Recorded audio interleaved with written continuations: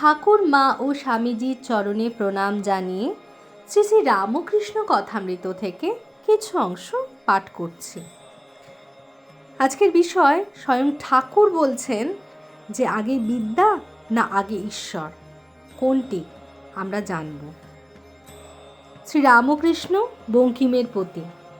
কেউ কেউ মনে করে শাস্ত্র না পড়লে, বই না পড়লে ঈশ্বরকে পাওয়া যায় না।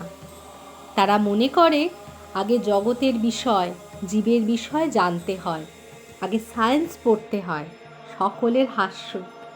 তারা বলে ঈশ্বরের সৃষ্টি এসব না বুঝলে ঈশ্বরকে জানা যায় না। তুমি কি বলো, আগে সায়েন্স না আগে ঈশ্বর?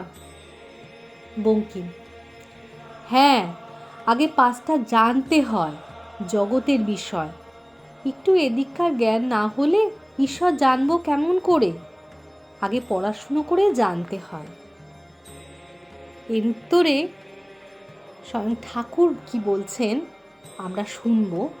ঠাকুর বলছেন, ও তোমাদের এক, আগে ঈশ্বর, তারপর সৃষ্টি।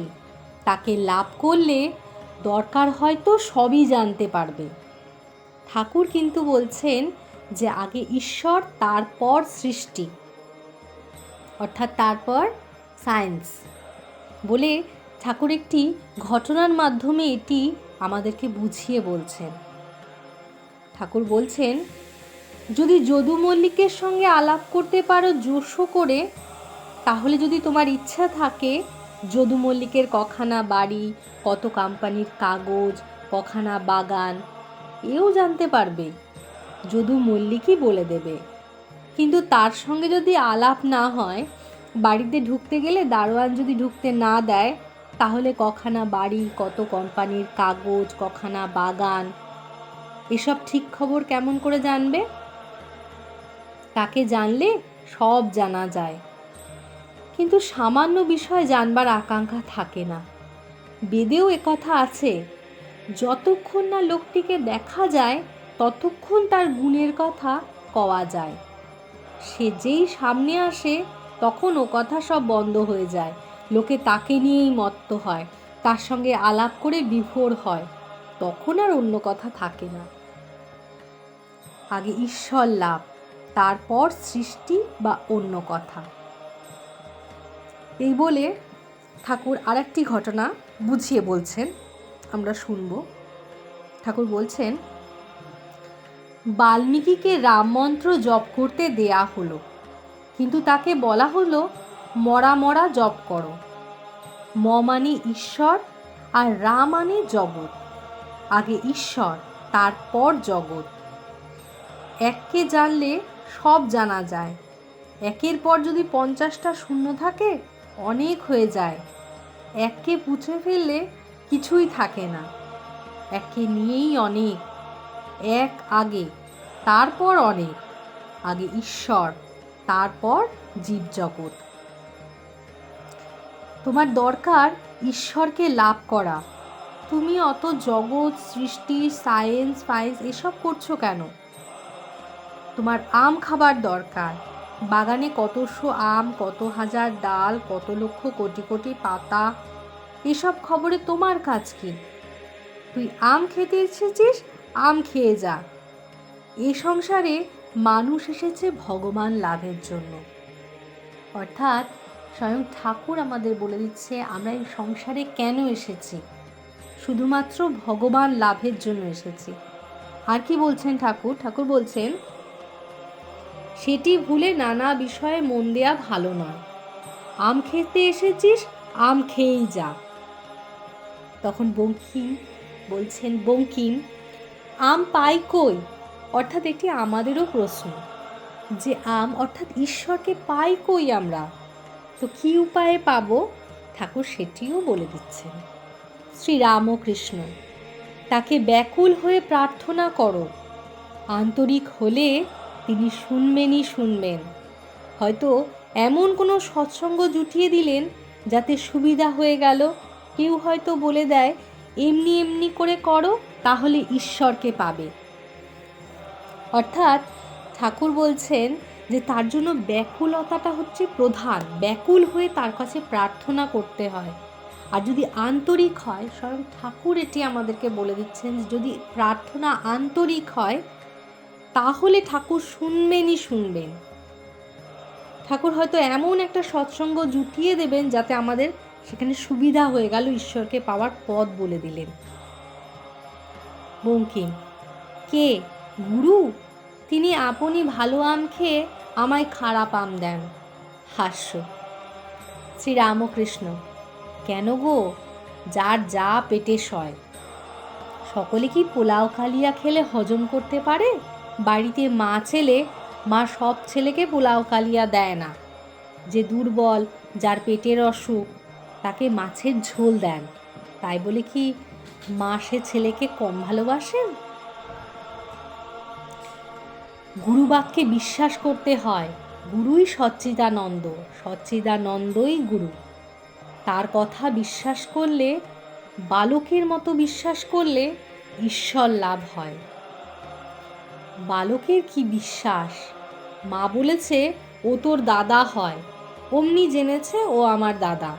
একেবারে 5 শিখা 5 আনা বিশ্বাস। তা সে ছেলে হয়তো বামুনের ছেলে, আর দাদা হয়তো ছুতোর কামারের ছেলে। মা বলেছে ও ঘরে জুজু, তো পাকা জেনে আছে ও ঘরে জুজু। এই বালকের বিশ্বাস। গুরুবাক্যে এমন বিশ্বাস চাই। তো ঠাকুর আমাদেরকে বলছেন যে গুরু বাক্যে বিশ্বাস করতে। সে বিশ্বাসটা কিরূপ করতে? একটি বালকের মতো। ছোট বালককে মা যা বলে সে যেমন বিশ্বাস করে সেই কথায়, তো আমাদেরকেও ঠাকুর বলছেন গুরু বাক্যে ঠিক সেই রকম বিশ্বাস করতে পারলে ঈশ্বর লাভ হয়। ঠাকুর আর কি বলছেন? শিয়ানা বুদ্ধি, পাটোয়ারি বুদ্ধি, বিচার বুদ্ধি করলে ঈশ্বরকে পাওয়া যায় না। বিশ্বাস আর সরল হওয়া কপট হলে হবে না। সরলের কাছে তিনি খুব সহজ, কপট থেকে তিনি অনেক দূর। কিন্তু বালক যেমন মাকে না দেখলে দিশেহারা হয়, সন্দেশ মিঠাই হাতে দিয়ে ভোলানো যায় না, কিছুতেই ভালো লাগে না, আর বলে না আমি মার কাছে যাব, সেই রকম ঈশ্বরের জন্য ব্যাকুলতা চাই। অর্থাৎ ঠাকুর আমাদেরকে বলছেন, এক, গুরুর প্রতি গুরুবাক্যে বিশ্বাস করতে হবে আমাদের। 2, ব্যাকুলতা চাই। কীরকম ব্যাকুলতা? একটি বালক যেমন তার মাকে না দেখতে পেয়ে দিশেহারা হয়ে যায়, সেই ব্যাকুলতাটা কথা ঠাকুর বলছেন। ঠাকুর আর কি বলছেন?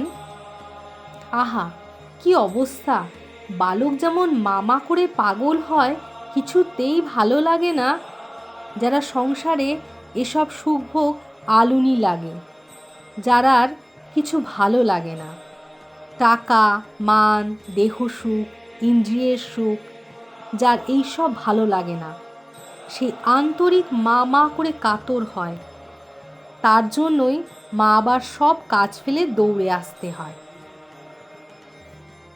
এই ব্যাকুলতা, যে পথেই যাও, অর্থাৎ ঠাকুর এখানে আবার বলে দিচ্ছেন যে সেই ব্যাকুলতা থাকলে তুমি যে পথেই যাও।